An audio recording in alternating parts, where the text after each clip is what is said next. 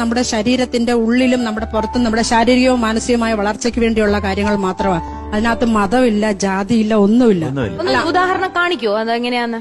ശ്രീമാതാ ശ്രീ മഹാരാജ്ഞി ശ്രീമത് സിംഹാസനേശ്വരി ഇങ്ങനെ ചൊന്ന് ഒരെണ്ണം പറഞ്ഞു കഴിയുമ്പോ ബ്രീത്ത് എടുക്കേണ്ടി വരും. ഓ അങ്ങനെ അങ്ങനെ അങ്ങനെ ആയി പിന്നെ 4 നാമം നമുക്ക് ഒരു ബ്രീത്തിൽ പറയാൻ പറ്റും അനായാസം. ജസ്റ്റ് ഒരു ഒന്ന് കേൾപ്പിച്ച്.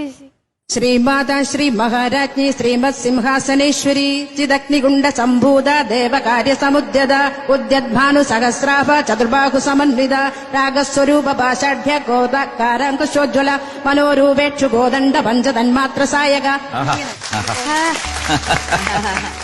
ഇത് ബേസിൽ ചൊല്ലാം, കുറച്ച് മിഡിൽ ചൊല്ലാം, ഹൈ പിച്ചിൽ നക്കെ നമുക്ക് ചൊല്ലിപ്പടിക്കാം. നമ്മുടെ ലങ്സിന് എന്തെങ്കിലും സംഭവിച്ചാൽ നമുക്ക് പാടാനേ പറ്റില്ല. നമ്മുടെ സംഗതി നമ്മുടെ തൊണ്ടയിൽ കോൺസ്റ്റന്റ് ആയിട്ട് വരണമെങ്കിൽ, നമ്മുടെ അബ്രീത്ത് നിൽക്കണമെങ്കിൽ നമുക്ക് ഈ ലങ്സ് എന്ന് പറയുന്ന സംഭവം കുഴപ്പമായാൽ തീർന്നു. എത്ര ജ്ഞാനമുള്ളവരായാലും നമുക്ക് പാടാൻ പറ്റില്ല. വിചാരിക്കുന്ന ഇത് എളുപ്പത്തിൽ ചൊല്ലാൻ പറ്റില്ല.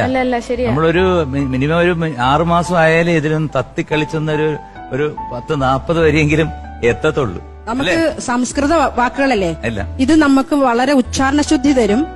എല്ലാ അക്ഷരങ്ങളും നമുക്ക് നല്ലതുപോലെ ഉച്ചരിക്കാനുള്ള ഒരു സിന്ദൂരാരുണ വിഗ്രഹം ത്രിണയനാം മാണിക്യമൗലി സ്ഫുരത്താരാനായക ശേഖരാം സ്മിതമുഖീം ആപീന ഭക്ഷോരുഹാം പാണിഭ്യാം അളിപൂർണ രത്ന ചഷകം രക്തോൽപലം ബിഭ്രതീം സൗമ്യാം രത്നകടസ്ഥ രക്തചരണാം ധ്യായേത് പരാമംബികാം. ഇതൊരു അതിശയമാണ്. സത്യം പറഞ്ഞു കഴിഞ്ഞാല് വളർന്നു വരുന്ന തലമുറയ്ക്ക് 100% ഇതൊരു ഉപദേശമാണ്. അലിസേ, എന്തോ